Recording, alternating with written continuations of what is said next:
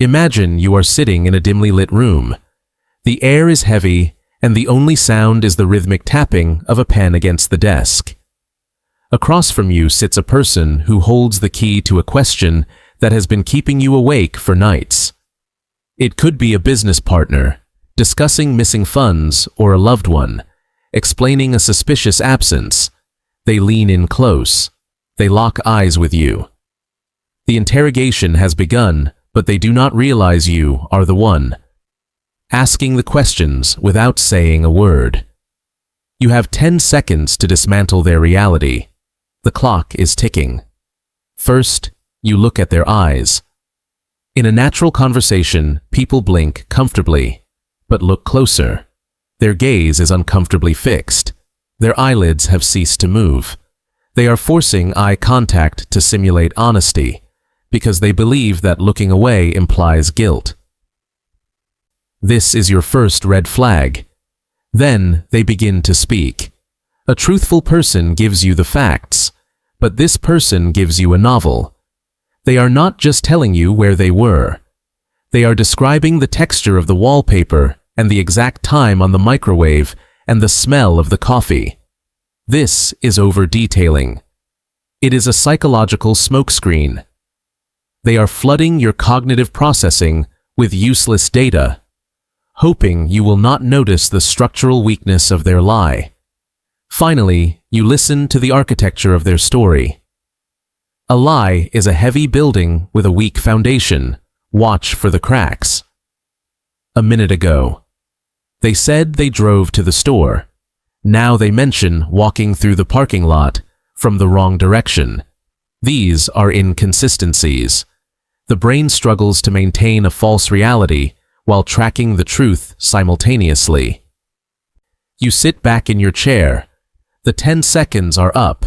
You know the truth. You saw it. In the silence before they even finished their sentence. Reading the baseline. Before you can spot the storm, you must understand the calm. Imagine the person across from you is a landscape. To know when a tree has fallen or when the river has burst.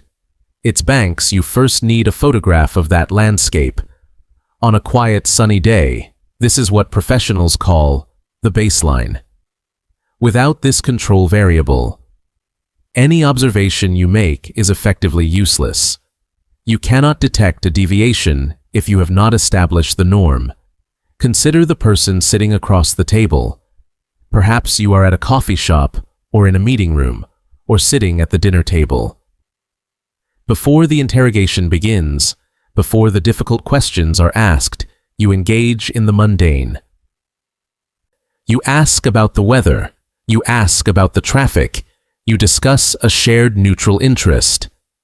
During this seemingly idle chatter, you are not listening to the content of their words. You are cataloging their behaviors. Watch how they hold themselves when they are at ease. Do they tap their foot naturally, or are they still? Do they maintain eye contact, or do they tend to look away while thinking? Listen to the pitch of their voice. Is it deep and resonant, or soft and high? Note the rhythm of their speech. Some people speak in rapid bursts, while others drag out their vowels. This collection of behaviors is their baseline. It is their truth. Once you have this map in your mind, you are ready to hunt for the anomaly. The first crack in the mask often appears in the eyes. The old adage says, "The eyes are the windows to the soul, but for our purposes, they are the windows to cognitive load." When a human brain constructs a fabrication, it requires significantly more energy than simply recalling a memory. This cognitive strain manifests physically. You have already observed their normal blinking rate during the baseline phase. Now you ask the difficult question. You introduce the stimulus that requires a truthful answer or a deceptive construction. Watch for the change. A person under the stress of fabrication may suddenly cease blinking entirely. They enter a state of fixed staring as their brain allocates all resources to the internal narrative. It is a freeze response. Then comes the overcompensation. Once the lie is delivered, the body releases that pent-up energy. You will often see a rapid flurry of blinks, immediately following the deception. It is a biological reset mechanism. If their baseline was 20 blinks a minute, and suddenly they stare for 10 seconds, followed by a rapid flutter. You have found your first red flag. Moving past the physical, we must analyze the architecture of their words when we tell the truth. We are unconcerned with credibility. We know what happened, so we simply state it. Truth is often messy. It is sparse. It lacks perfect structure. A liar, however, is obsessed with being believed. They are an architect, trying to build a building that looks perfect from the outside but has no foundation. This results in the phenomenon of over-detailing. Listen to the density of the story. If you ask someone where they were last night, a truthful person might simply say they were at home, watching television. It is a boring answer. Because the truth is often boring, a liar feels that this answer is too simple. They feel exposed by the silence. So they begin to paint. They tell you they were at home, watching a specific show, and then they got a phone call from their mother about a recipe. And then they realized they were out of milk, so they thought about going to the store but decided against it because it was raining. This flood of irrelevant information is a smokescreen. The liar believes that by providing specific details, they are adding weight to their alibi. In reality, they are burying you in data to prevent you from looking too closely at the core facts. When the story feels rehearsed, or when the details seem too vivid, for a casual memory, you are likely hearing a fabrication. They are selling you a script rather than recounting an experience. Finally, you must test the structural integrity of their narrative. This brings us to inconsistencies. A lie is a heavy burden to carry. It requires the brain to maintain two realities simultaneously: the actual reality of what happened and the false reality they have constructed. When you press against this structure, it tends to buckle. If you suspect deception, ask for clarification on a specific point, but do so out of chronological order. Jump back to the beginning of their story, then forward to the end, then back to the middle. A truthful memory is holographic. You can view it from any angle, and the image remains consistent. A lie is linear. It is a sequence of memorized events. When you force the liar to access the information out of order, they stumble, they pause, they look away to reconstruct the script in their head. They might contradict a detail they offered only moments ago. These inconsistencies are not merely mistakes. They are the friction marks of a mind struggling to maintain a false reality against the pressure of observation. You have the tools now. You have the baseline. You know to watch for the blink rate deviation. You know to listen for the trap of over-detailing. You know to probe for inconsistencies. These are the signals that flash in the 10-second window following a lie. But detection is a skill that requires constant refinement.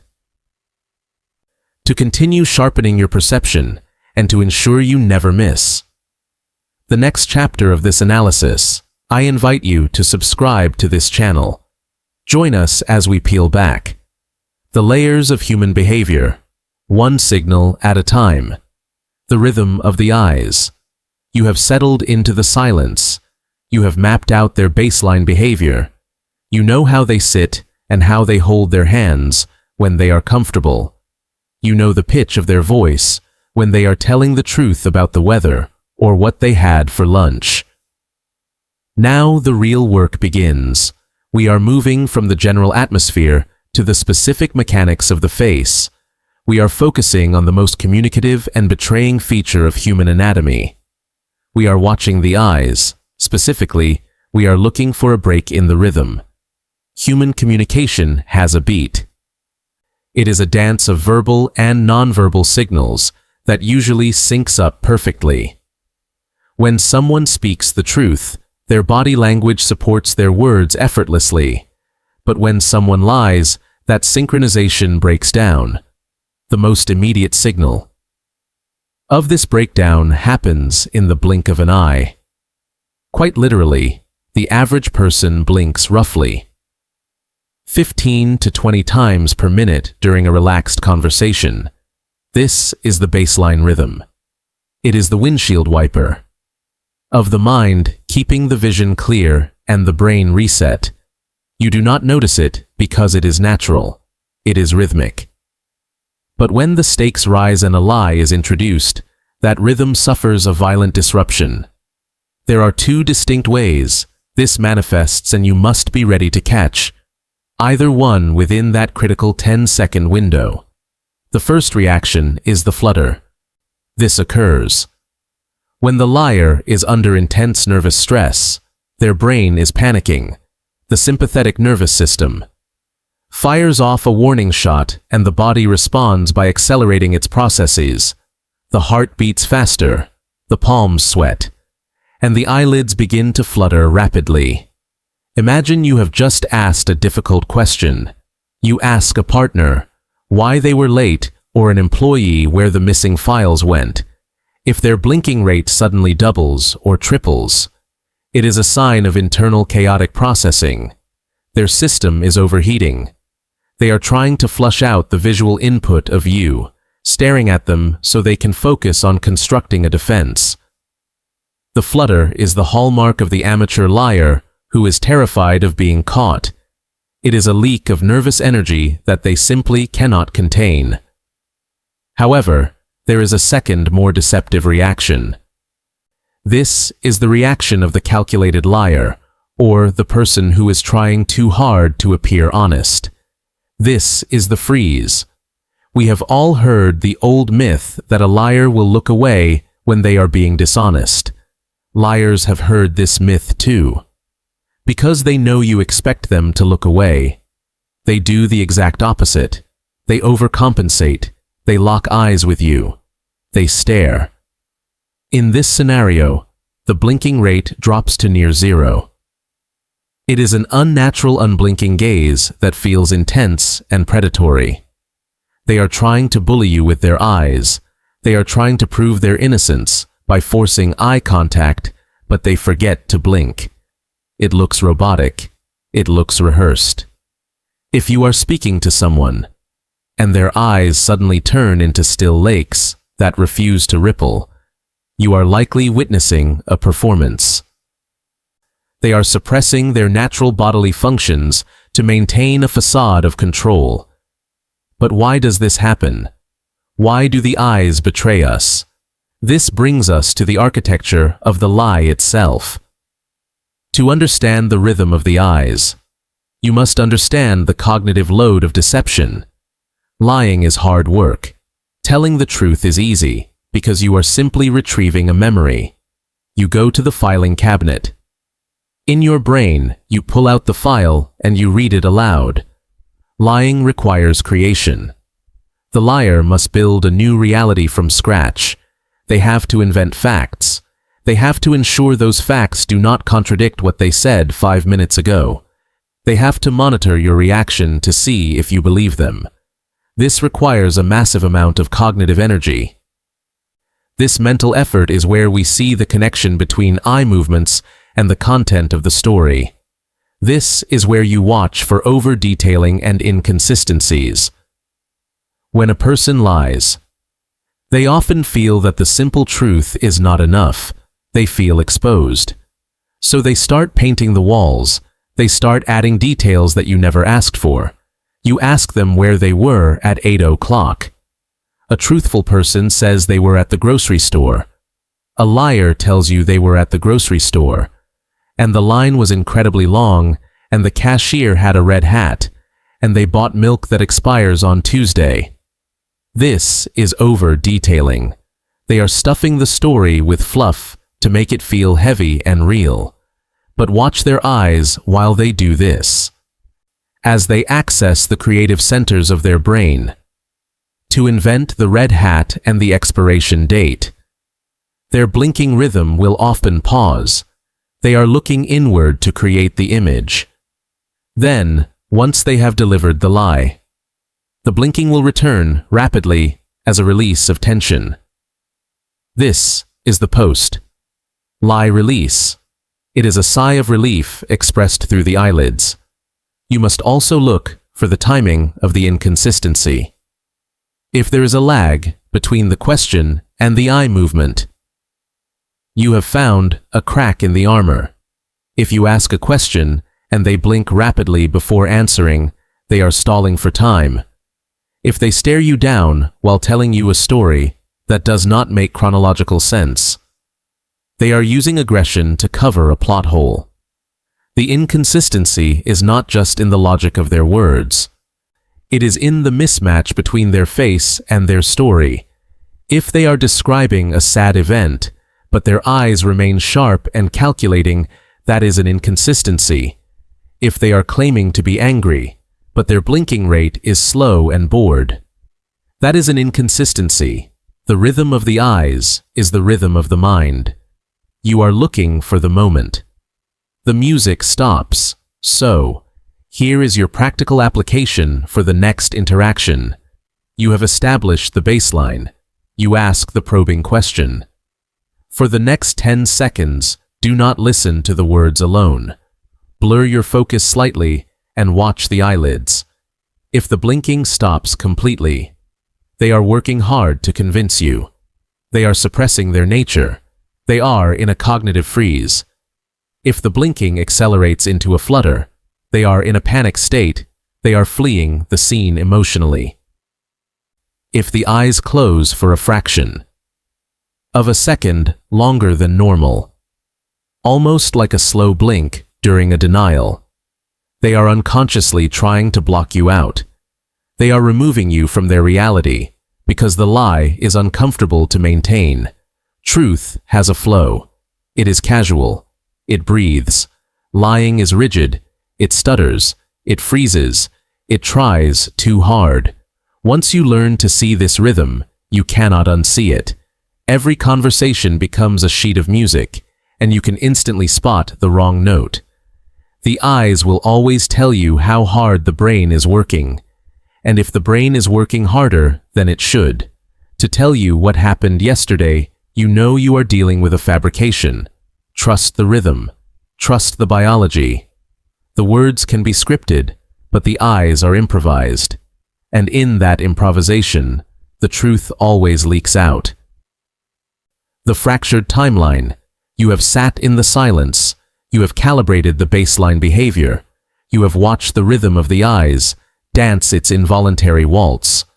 Now you must listen to the architecture of the story itself. This brings us to the most complex and revealing indicator of deception. We call it the fractured timeline. When a person speaks the truth, they are pulling from a messy and organic database of sensory memory. Real memories are not stored as linear scripts. They are stored as flashes of color and bursts of emotion and fragments of sound. If I ask you what you did last Tuesday morning, you do not press play on a mental tape recorder. You reconstruct the event. You might remember the cold coffee first, and then the traffic jam, and then the color of the shirt you wore. The truth jumps around. It is associative. It is fluid.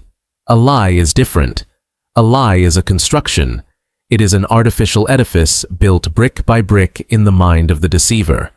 Because it is constructed, it must be maintained. The liar knows that the story has to make sense to you. They are not focused on remembering. They are focused on convincing. This creates a fatal flaw in how they present time. The first crack in the timeline is what we call strict linearity.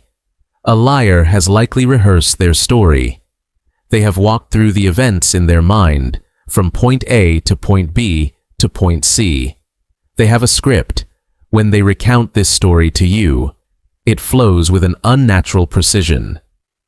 First, I went to the store. Then I called my brother. Then I came home. It is too smooth. It lacks the jagged edges of reality.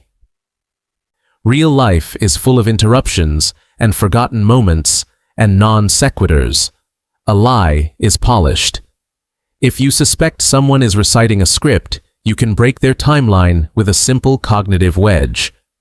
Ask them a question that forces them out of chronological order. Ask them what happened right before they called their brother. Ask them to tell the story backward from the end to the beginning. This is where the fracture appears. To tell a true memory.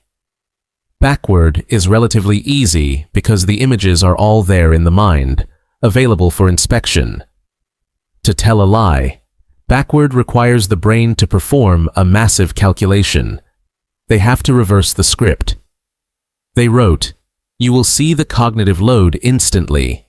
They will pause. They will stumble. Their blinking rate will change. As their brain diverts energy from maintaining eye contact to solving the chronological puzzle. You just handed them the smooth road of their story suddenly develops potholes. The second sign of a fractured timeline is the phenomenon of over-detailing. This is the wall of noise. When a person lies, they feel a deep psychological need to prove their honesty. They believe that details equal truth. They think that if they give you enough data, you will have no choice but to believe them. So they begin to paint with too many colors. They do not just tell you. They went to dinner. They tell you where they sat and what the waiter was wearing, and the specific ingredients in the pasta, and the song that was playing on the radio. They drown you in irrelevance. This is a defense mechanism. They are trying to fill the silence with evidence. Pay close attention to where these details appear. Often, a liar will provide a mountain of detail about the parts of the story that are true and vanish into vagueness. When they reach the lie, this creates an uneven texture. In the narrative, they might spend 5 minutes describing the drive to the location because the drive actually happened. But when they get to the event in question, the resolution drops. The details become fuzzy. The timeline speeds up. They want to get past the lie as quickly as possible and return to the safety of the irrelevant truth. There is a distinct audible quality to this over-detailing. It sounds performative. It feels like they are reading a shopping list rather than sharing an experience.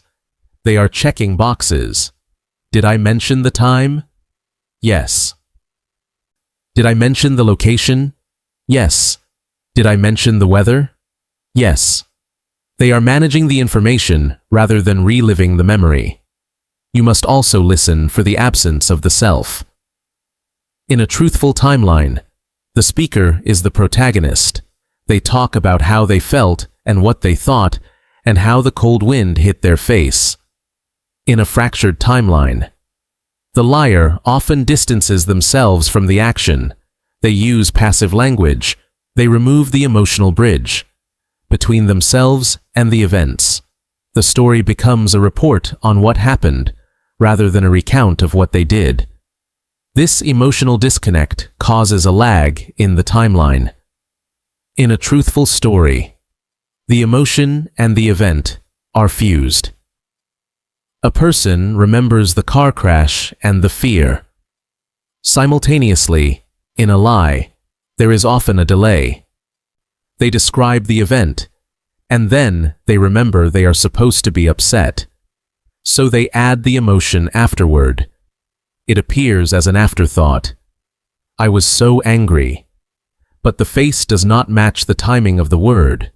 The timeline of the sentiment does not align with the timeline of the facts. Detecting the fractured timeline requires you to stop listening to the content and start listening to the structure. Do not get lost in the details. They are throwing at you. Step back and look at the shape of the story. Is it a rigid line or a natural scattering of memories?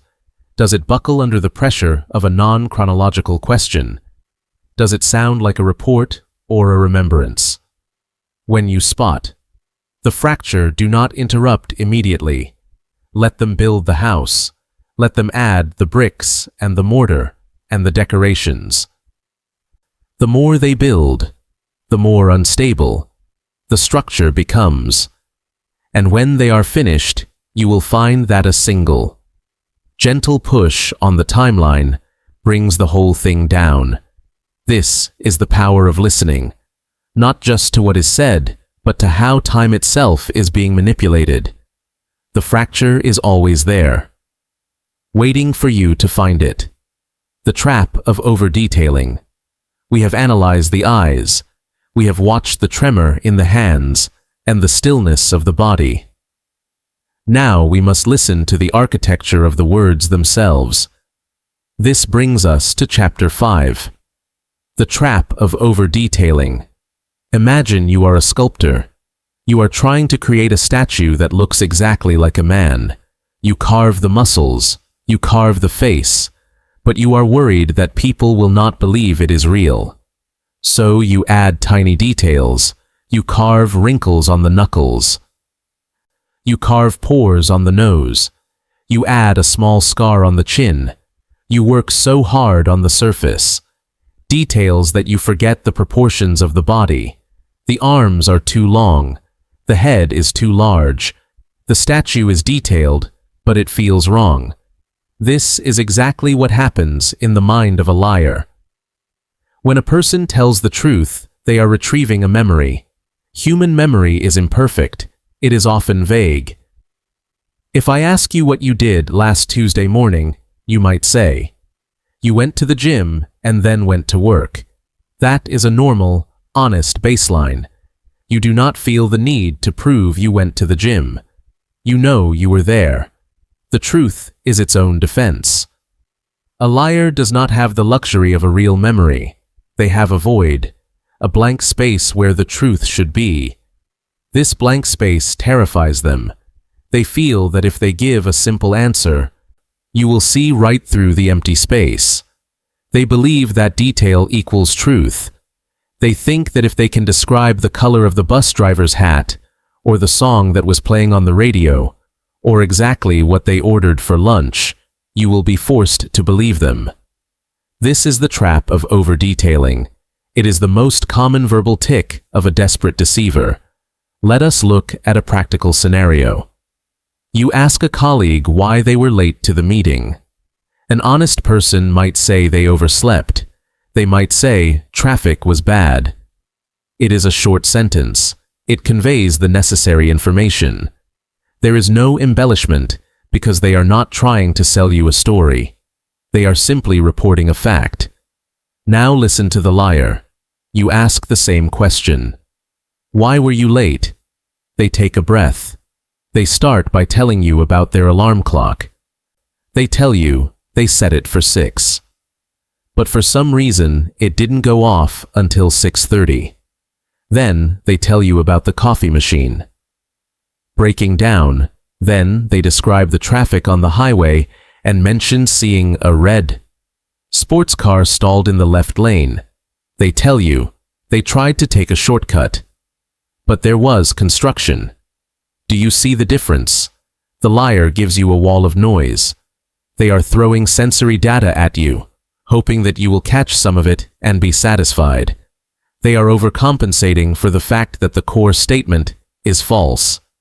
In the first 10 seconds of their response, look for the unsolicited premise. This is information you did not ask for. You asked why they were late. You did not ask about their coffee machine. You did not ask about the red sports car. When someone answers a question you did not ask, they are usually trying to distract you from the question you did ask. This phenomenon is driven by a psychological concept called the illusion of transparency. The liar feels like their internal guilt is obvious. They feel like you can see their heart beating and hear their thoughts. To cover this up, they build a fortress of words. They think that if they keep talking, you will not have time to notice their anxiety. Pay close attention to specific numbers and times. Honest memory rounds. Things off. We say it was around 2 o'clock. We say it cost about $50. A liar has rehearsed their script. They might say it was exactly 2:03 in the afternoon. They might say the bill was $49.12. This specific precision is unnatural in casual conversation.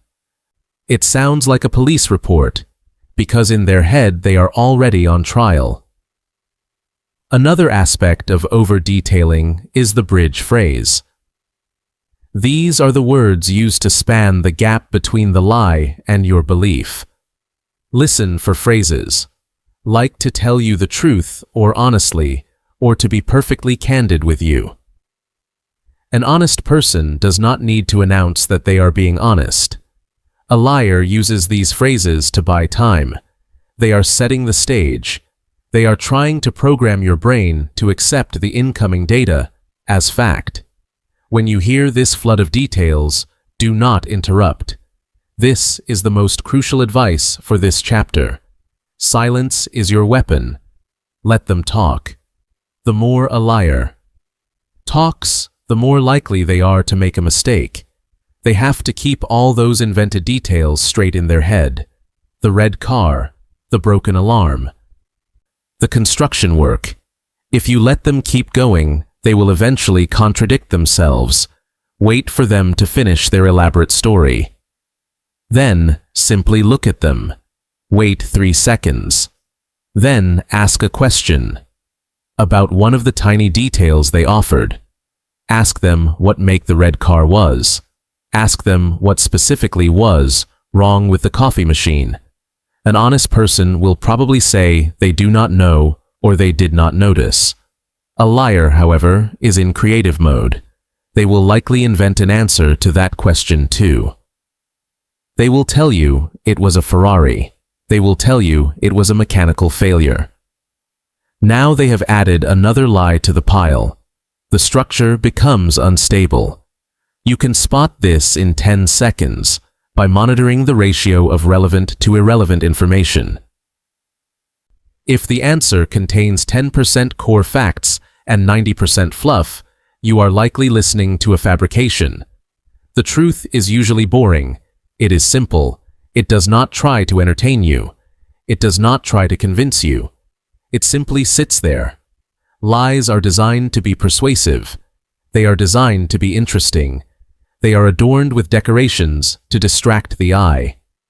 When you are across the table from someone and you ask a direct question, beware of the storyteller. Beware of the person who paints a picture. When all you wanted was a sketch, if the story is too perfect, if the timeline is too precise, if the details are too vivid for a casual memory, you should be on high alert. The liar creates a world of fiction to hide a single grain of deception. Your job is to ignore the world they built and look for that grain. As we move forward, we have to understand that speech is not just about the words. It is about the emotion behind them. A liar is not just crafting a story. They are managing their fear. They are managing their shame. And sometimes they are managing their delight at fooling you. This emotional leakage is where the mask slips. In the next chapter, we will leave the structure of the story and look at the emotional disconnect. We will examine what happens when the expression on the face does not match the words coming out of the mouth. But for now, remember this rule. The truth does not need a bodyguard of useless details. If they are working too hard to sell it, you should probably not buy it. The body in retreat. We have spent the last few chapters dissecting the eyes and the voice. We have looked for the cracks in the story and the rhythm of the blink. But while the liar is busy constructing a fortress of words to hide behind, they often forget to guard the gates. The body itself is a terrible liar. It is the oldest part of our communication hardware. Long before we had language to deceive one another, we had bodies that reacted to danger. When a predator stepped out from the tall grass, our ancestors did not negotiate, they did not fabricate a complex timeline or drown the predator in excessive details. They reacted instantly, they froze, they fought, or they ran. This ancient survival mechanism is still hardwired into us. It does not vanish just because the predator is now. A simple question asked across a dinner table. When a person decides to lie, they are introducing a threat into their environment. The threat is discovery. The threat is the consequence of the truth. Even if the stakes are low, the brain registers the act of lying as a conflict. It induces stress. And under stress, the body wants to leave. Since social norms usually prevent a liar from standing up and sprinting out of the room. In the middle of a conversation, this urge to run manifests as the body in retreat. You must learn to see the micro-movements of escape. The first signal is the physical lean. It is a matter of geometry and gravity. When we are comfortable with someone, or when we are telling the truth, we tend to lean in. We want to bridge the gap between ourselves and the listener. We want our truth to arrive clearly. This is called ventral fronting. We expose our torso and our vital organs to the person we trust. However, when the mind constructs a lie, the body instinctively pulls back. It creates distance. You might see a sudden shift in the chair just as the difficult question lands. The person might press their back firmly against the upholstery. As if trying to merge with the furniture, it is a subtle withdrawal. They are putting millimeters between themselves and the source of the anxiety. That source is you. If they cannot move their entire torso away, they will engage in blocking. This is one of the most reliable indicators of discomfort. The liar feels exposed. Their words feel fragile. So they subconsciously build a wall. Watch their hands. A person telling the truth usually gestures openly. A person hiding something will bring their hands across their body. They might cross their arms. Now, caution is required here. Some people cross their arms simply because they are cold or comfortable. But context is everything. If the arms cross immediately after you ask about the missing money or the late night, it is a defensive shield. It is a hug they are giving themselves to self-soothe, but it is also a barrier protecting their heart and lungs from your inquiry. This behavior extends to objects. This is often called the coffee cup barricade. Watch what the person does with the items on the table. A truthful person pushes obstacles aside to get closer to you. A liar pulls them close. They might place a water glass, a purse, or a phone directly in the line of sight between you and them. They are building a fortification. They are hiding behind the centerpiece. It seems trivial, but the psychological urge is powerful. They are trying to hide. As the pressure mounts, the body begins to protect its most vulnerable points. The most telling area is the neck, specifically the suprasternal notch. This is the hollow, at the base of the throat where the collarbones meet. It is a highly vulnerable spot on the human anatomy. In combat, an injury here is fatal. In conversation, it is the center of fear. When a person feels confident, the neck is exposed, the chin is up. But the moment the lie begins, the hand rises. You will see men adjust their ties or touch their shirt collars. You will see women play with a necklace or touch the base of their throat. This is not random fidgeting. This is a primitive defensive posture. The brain is screaming that the jugular is exposed, so the hand moves to cover it. Sometimes, the retreat is even more biologically ingrained. Watch the shoulders. When we are startled by a loud noise, we hunch our shoulders up toward our ears. It is called the turtle effect. We are trying to pull our heads into our shells. A liar who feels cornered might not do this dramatically, but you will see the tension. The shoulders rise an inch, the neck disappears slightly, they are bracing for a blow. Finally, you must look at the feet. Most people know how to control their facial expressions. We are taught from childhood to smile when we are sad and to look interested. When we are bored, we practice our poker faces in the mirror. But nobody practices their poker feet. The feet are the most honest part of the body. Because they are the furthest from the brain, we simply forget to manage them. The feet indicate direction. They point where the heart wants to go. If you are engaged in a conversation with someone who is honest and interested, their feet will point at you. But if you suspect a lie, drop your gaze to the floor. If their torso is facing you, but their feet are twisted toward the exit, they have already left the room. Their limbic system has given the order to run. The feet are prepped for departure. This is often the first sign of deception, occurring seconds before the mouth opens to speak. The untruth. The body in retreat is a collection of signals that say, I do not want to be here. I do not want to answer this. I want to survive this encounter. The lean, the block, the covered neck, and the fleeing feet. These are the whispers of a nervous system that knows the game is up. While their voice might be steady and their story rehearsed, their posture is screaming for an exit. You just have to be willing to look away from their eyes, long enough to see it, the language of distancing.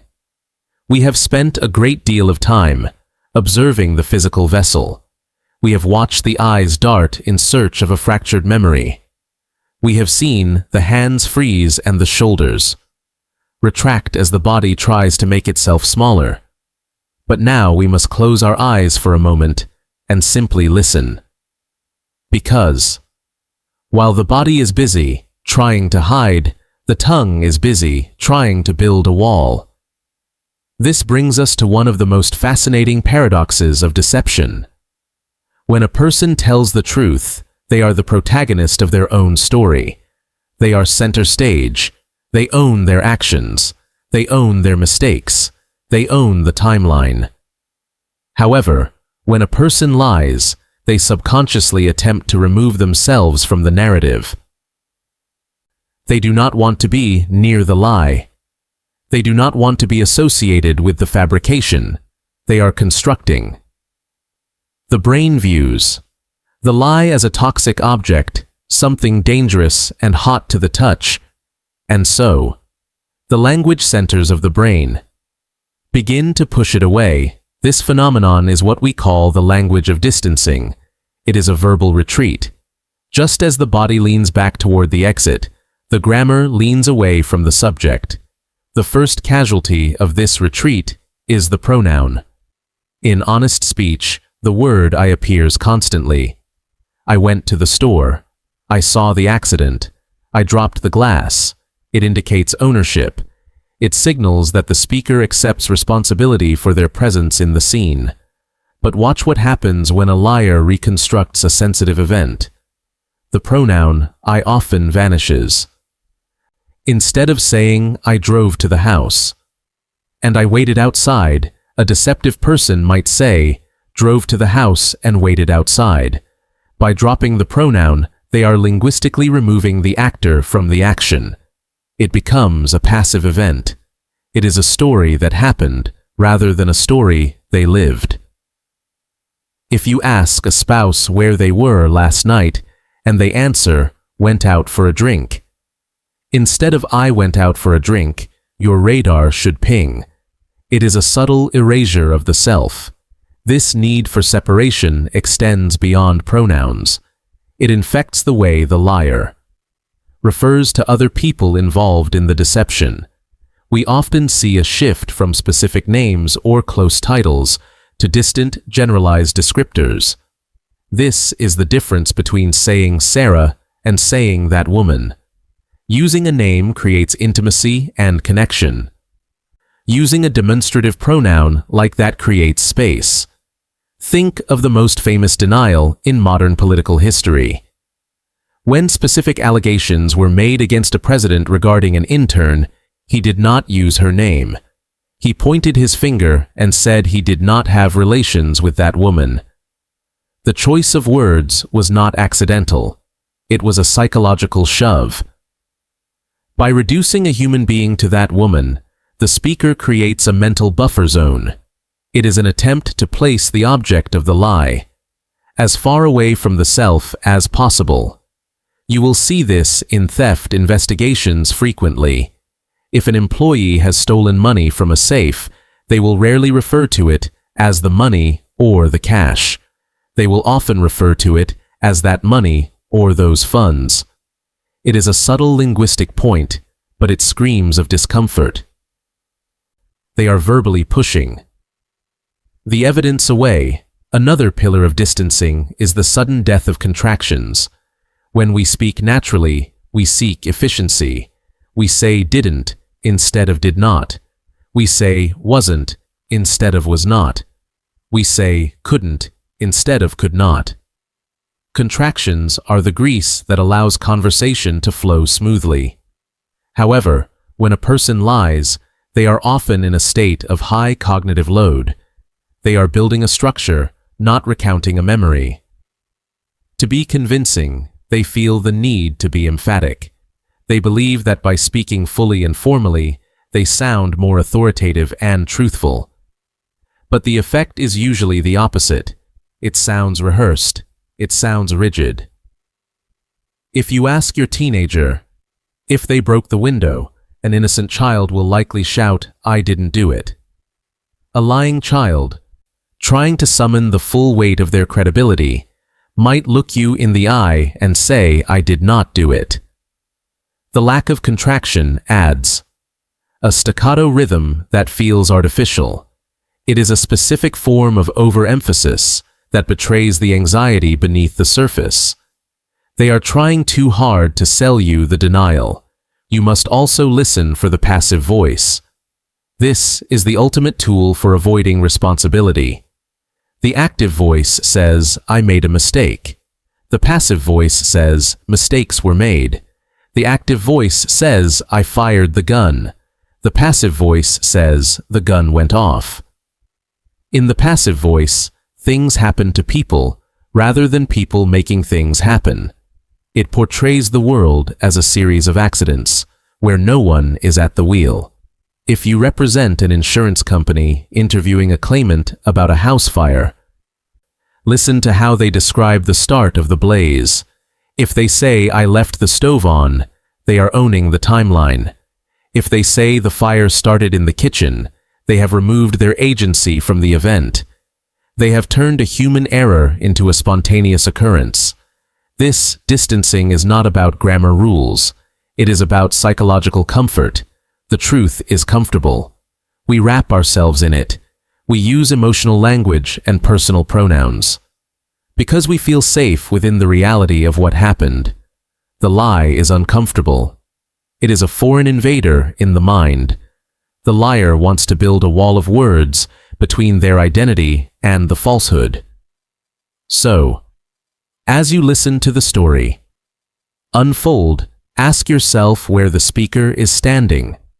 Are they right there in the center of the action, using the word I and speaking with the fluid, contracted rhythm of natural speech?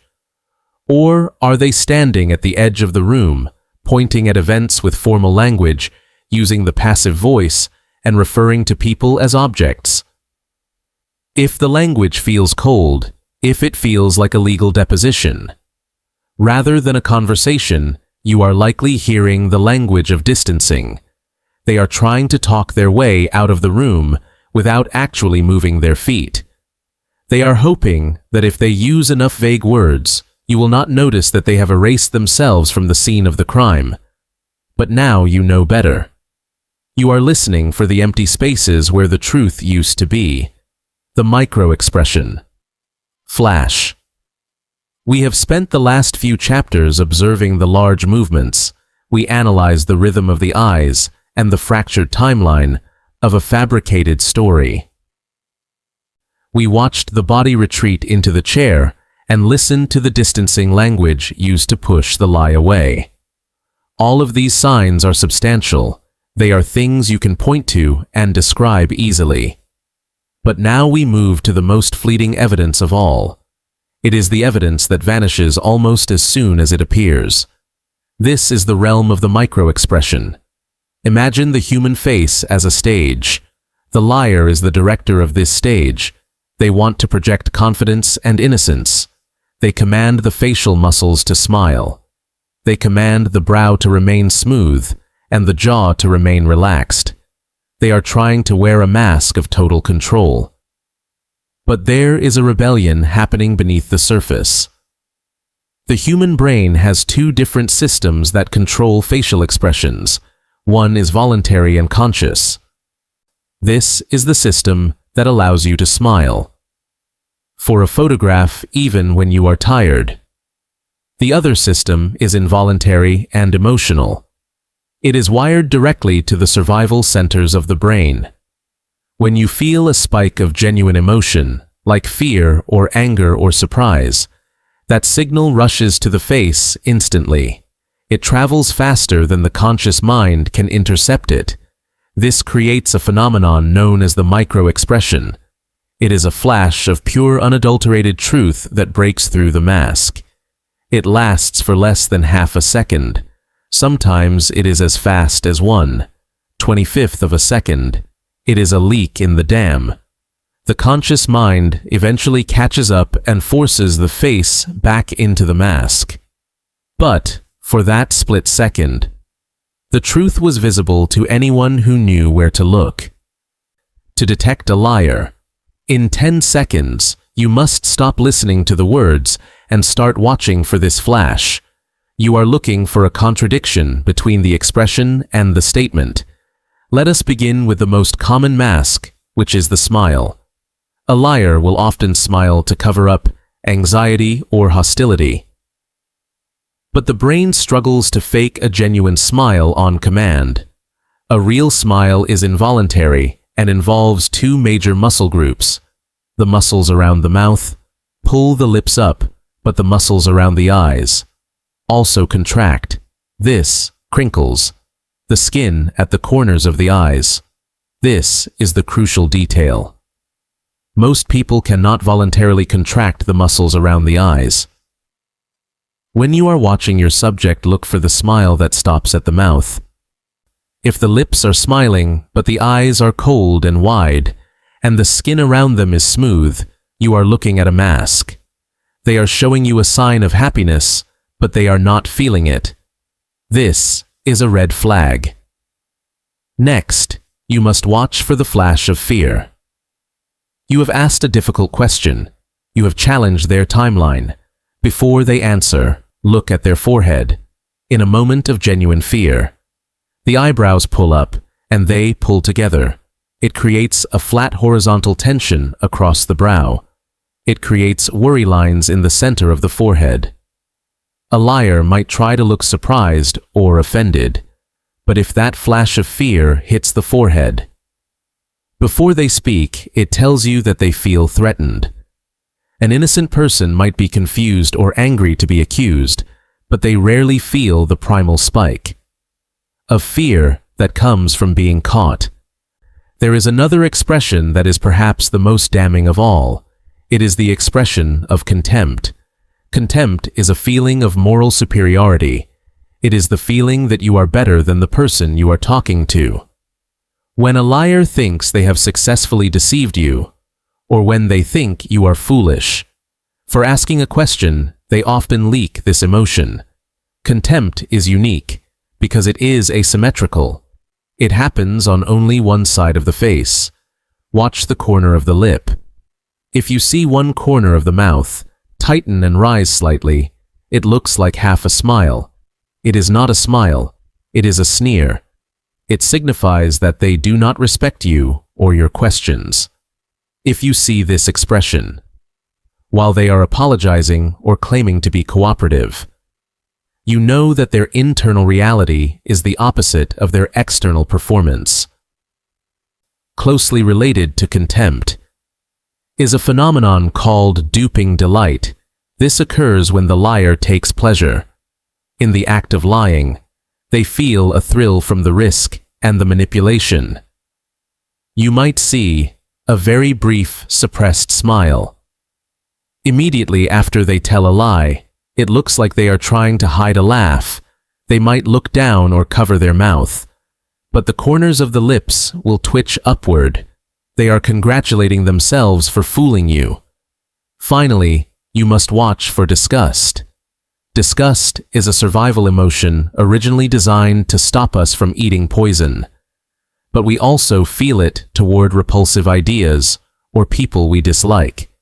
The sign of disgust is in the nose. It is a slight wrinkling of the nose bridge and a raising of the upper lip.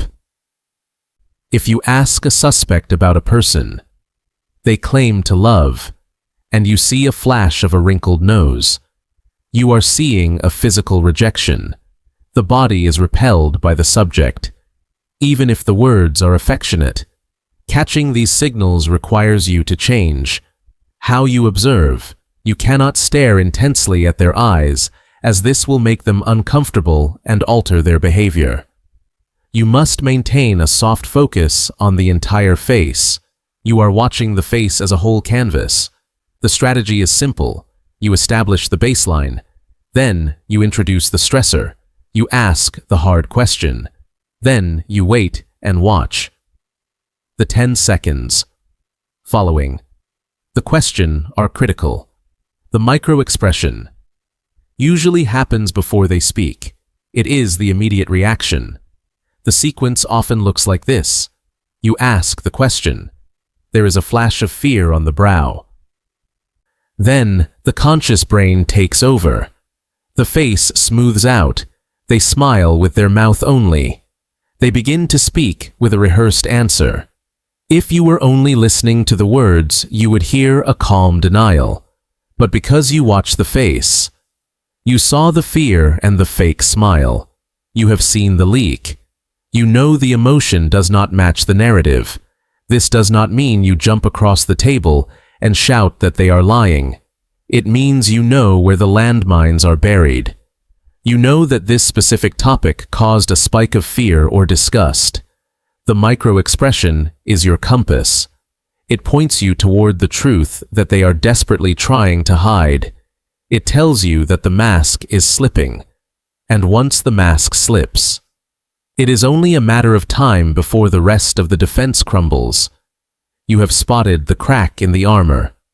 Now you simply need to apply the pressure. The cognitive load. We move now from the fleeting flash of the face to the heavy machinery of the mind.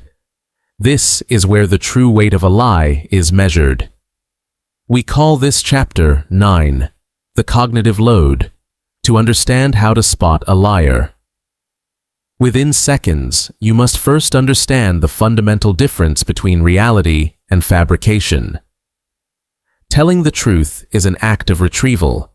It is as simple as reaching into a filing cabinet and pulling out a folder that already exists. The events happened. The sensory data is stored. The brain simply plays back the recording. It is a passive automatic process that requires very little energy. Lying, however, is an act of creation. It is not retrieval. It is construction. When a person decides to lie, they are suddenly burdened with a massive mental task. They must suppress the truth which is constantly trying to surface. They must invent a new story that is plausible and fits the context. They must monitor their own behavior to look honest.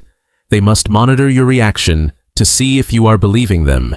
And they must remember every detail they have just invented, so they do not contradict themselves later. This is a tremendous amount of mental work. It is what psychologists call cognitive load. The human brain has a limited amount of processing power. It is like a computer, with too many applications running at once. Eventually, the system begins to lag. The The fan spins louder. The screen freezes. When you are observing a subject across the table, you are looking for that lag. You are watching for the moment. The operating system becomes overwhelmed. The first and most obvious sign of high cognitive load is a sudden decrease in physical movement. We often think of liars as fidgety or nervous. But the opposite is frequently true when the lie is complex. Because the brain is directing all its energy toward the mental construction of the story, it steals power from the motor cortex. The hands stop moving, the head stops nodding, the legs stop tapping. The person becomes unnaturally still. We often call this the statue effect. If you are chatting with someone who is usually animated and uses their hands to illustrate their points, watch what happens when they hit a sensitive topic. If their hands suddenly drop to their lap and their body goes rigid, it is a signal that their brain has diverted resources. They are no longer flowing with the rhythm of memory. They are building a fortress of words, and it requires all their focus. The second sign appears in the rhythm of their speech. High cognitive load destroys the natural cadence of conversation. Truth has a rhythm. It flows. It has peaks and valleys. When someone is thinking hard to construct a lie, that flow is interrupted by processing delays. You will hear longer pauses before answering. You might hear an increase in hesitation. Noises like or as the brain frantically searches for the next safe word. A classic symptom of this processing lag is the repetition of the question. If you ask a suspect what time they arrived home, and they repeat the question back to you by asking, "What time did I arrive home?" they are buying time. That repetition gives their brain an extra 2 or 3 seconds to fabricate an answer. It is a stalling tactic born of necessity. The truth does not need to stall because the truth is already there, waiting to be spoken. Another verbal indicator of cognitive load is a drop in complexity. When the mind is overtaxed, it reverts to simple grammar and fewer descriptive words. The story becomes stark. The sentences become shorter. They stop using contractions.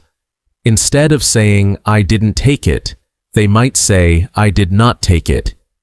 This sounds more emphatic to them, but it is often a sign that they are manually constructing the sentence rather than letting it flow naturally. You can actively test this load. You do not have to wait for it to happen. You can increase the pressure. If you suspect someone is lying, make the task harder for their brain. One of the most effective methods used by investigators is to ask the person to tell their story in reverse order. Ask them to start at the end of the event and work backward to the beginning. For a truth teller, this is manageable. They simply rewind the tape of memory. They can see the movie in their head and describe the scenes in reverse. But for a liar, this request is devastating. They have constructed their story in a linear forward-moving timeline. Cause leads to effect. Asking them to reverse it forces them to calculate every step backwards while trying to maintain the logic of a story that does not exist. The cognitive load becomes unbearable. They will stumble. They will contradict themselves. They will become frustrated. The lie collapses under its own weight. You can also increase the load by maintaining eye contact and silence. As we discussed in the first chapter, silence creates pressure. When you combine silence with the mental effort of lying, the subject has to work twice as hard. They have to manage their internal anxiety while managing the external silence. This is when the cracks appear. This is when the micro-expressions from the previous chapter flash across the face. The key to using cognitive load. as a lie detector is to establish a baseline of their normal processing speed. How fast do they usually answer? How much do they usually move? Once you know their standard operating mode, you look for the deviation. You look for the moment. The computer slows down in the 10 seconds. Following. A difficult question. Watch for the freeze. Watch for the blank stare. As their eyes unfocus to look at the internal screenplay, listen for the echo of your own question coming back to you. These are the sounds of a mind at its limit. These are the symptoms of a brain that is working too hard. Truth is light. It carries no weight. It requires no maintenance. But a lie is heavy. It must be carried and protected and repaired constantly. When you see someone struggling under that invisible weight, you know they are not drawing from memory. They are drawing from imagination. As we move toward the final chapter of our guide, we will synthesize all these elements. We have looked at the eyes and the body and the words and the timing. Now we must bring them all together into a cohesive strategy. We must learn to trust the synthesis of our observations. The final step is not just seeing the signs, but acting on them with confidence. We prepare now to close the circle, walking in truth. We have journeyed through the subtle landscape of human deception. You started by learning to sit in the silence and observe the baseline. You moved past the surface. Words to watch the rhythm of the eyes and the rapid blinking that betrays inner tension. You learned to spot the fractured timeline and the trap of over-detailing, where too much information attempts to hide. A hollow story. These are not magic tricks. They are psychological markers rooted in cognitive load and the body's natural fight or flight response. You now possess the ability to read the micro-expressions that flash across a face in a fraction of a second. But remember that the goal of this knowledge is not to cultivate paranoia. It is to foster clarity in your interactions. As you step back into your daily life, you walk with a new awareness. You are no longer easily swayed by a polished performance or a defensive posture. You listen to the silence. As much as the noise, you watch for the disconnect between what is said and what is felt. You have the tools to cut through the noise and see the reality of the situation in 10 seconds or less. This is the power of observation.